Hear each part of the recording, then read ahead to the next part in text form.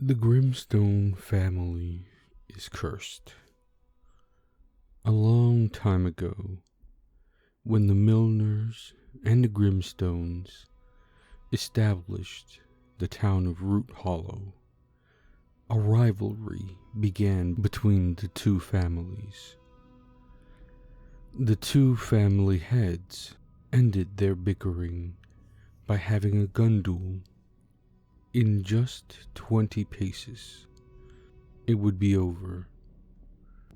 They both counted, matching their steps.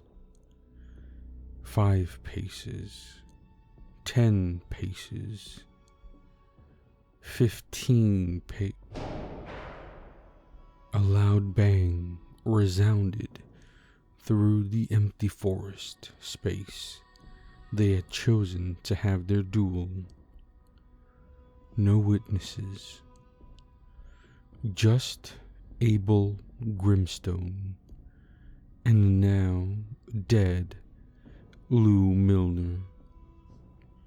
Abel's hand shook as he put his gun away into the pocket of his jacket, walking over to see if Lou was still alive. He saw the wide-eyed expression on his face. Abel had shot Lou dead without finishing all 20 paces. As blood began to pool under the body, Abel grabbed Lou by his ankles and started dragging him into the woods to bury him in an unmarked grave. He left Lou there and made his way home. When he returned to RoothHollow alone, causing an uproar in the Milner household, who had to admit defeat with Lou missing. The rightful mayor of the town would be Abel. That night, as the Grimstone family went to bed, Abel tossed and turned. He felt like someone was watching him from the room's far corner. The shape and size of this tall figure were undeniably the ghost of Lou Milner. Lou looked at him, blood dripping from the wound on his head. He was talking, but Abel couldn't hear what he was saying. The Grimstone family head knew what he was saying without words. "You killed me." A chill went down his spine, and he turned over, facing his sleeping wife. Abel closed his eyes, trying to make himself go back to sleep. If he ignored it, Lou's ghost would go away. Wouldn't it? Drew looked at his grandfather from across the dinner table, who flipped through the pages of his newspaper as he told this story. "You're joking. The Grimstone family can't be cursed." His grandfather lowered his paper. "Boy, do I look like I'm joking," he said, the skin under his eyes permanently dark from lack of sleep. Drew shook his head. "No, sir." Charlie leaned back in his chair, addressing his grandson sternly. "It won't be long until you see him too. What our ancestor Abel did to Lou Milner was cruel. All because he wanted to be the leader of RoothHollow. It's why Abel's son moved the Grimstones out of that place, trying to escape it when he grew up. He should have known, though, that the curse would keep following. Has anyone tried breaking the curse? Charlie folded his newspaper and put it aside, fiddling with his wedding ring. Only once. My father traveled in search of the town of RoothHollow. He tapped his finger on the table. There wasn't a town anymore. Just empty, abandoned buildings. And something else. Curious, Drew fixed his posture and looked at his grandfather curiously. What else was there? His grandfather exhaled, saying, a memorial statue of Lou Milner. So then someone found Lou? Charlie nodded. His brother, Shaw Milner, knew something was up when Abel returned to RoothHollow alone. So, the year Abel passed away, he went looking for where the duel took place. Drew paled. So it means that Shaw found the body of his brother Lou and brought it back to RoothHollow, getting the statue built and burying the remains under it. He thought to himself.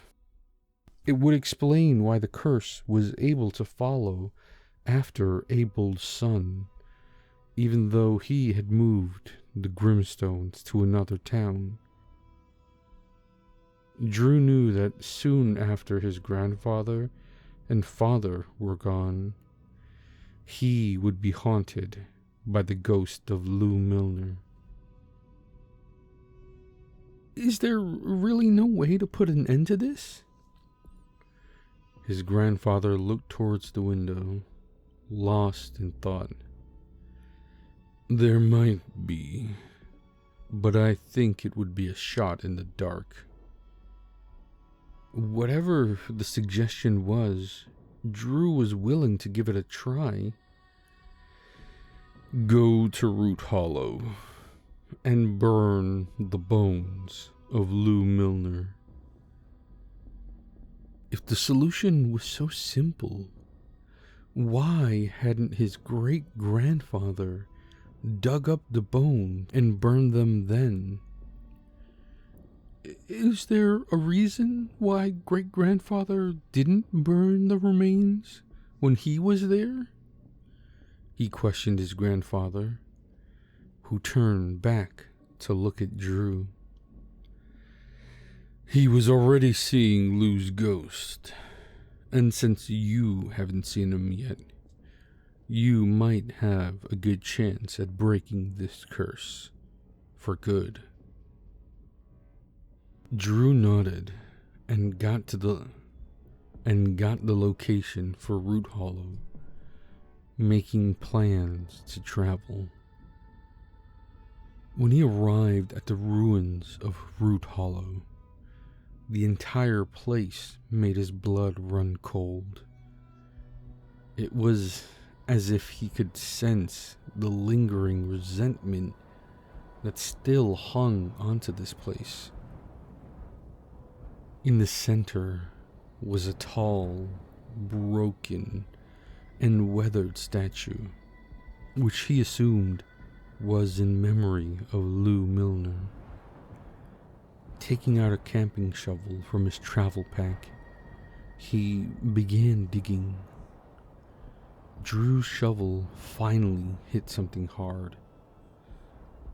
He knelt down, unearthing the rest with his hands. He found a tightly bound bundle wrapped in old sheet. Pulling it up from the hole, Drew untied it and looked at the contents inside. Inside was a fabric stained with patches of grime, frayed and weathered. Amidst the dirt-clung fabric were green and gray, brittle bones that were once ivory. Drew picked it up, put it in a large pot, and placed it inside, pouring flammable liquid onto the bundle. He lit a few matches and tossed them inside. Once it was done burning, he destroyed what he couldn't burn with. He hoped this would end the curse for his and the family's sake. As Drew left, he couldn't sense the lingering feeling he had once felt. Breathing out a sigh of relief, he got into his car and headed home. When Drew arrived home, he was greeted by his grandfather and father. "Welcome back." He exited his car and approached the two. "Hopefully it went well. Have you seen Lou?" The two shook their heads. "That's good. That means that burning the remains worked." Was the curse that haunted the Grimstones finally over? Drew was able to do something that his own great-grandfather was not able to do. As he was settling down for bed, there was a knock at his apartment door. A nagging feeling told him not to answer it, but his curiosity made him check it out. Looking through the peephole, Drew saw nothing out of the ordinary, nor did he see anyone. He slowly opened the door and saw a card on his welcome mat. Leaning down, Drew picked it up. The 8 of Swords. Drew swallowed the lump and looked around for who was responsible. Right behind him, he could feel something hovering over him, but he didn't dare turn around. "You can't escape, Grimstone." A clawed hand placed itself on his shoulder, gripping it inhumanely tight. "Not until every last one of you is dead." Drew was yanked inside, and the door slammed shut, muffling his terrifying screams behind it. Close by, a young woman peered around the corner with a satisfied smile. They may have ended Lou Milner's ghost, but the Milner family would continue wiping out the Grimstones in his place, even if they had to make deals with demons to aid them. The Grimstone family will always be cursed.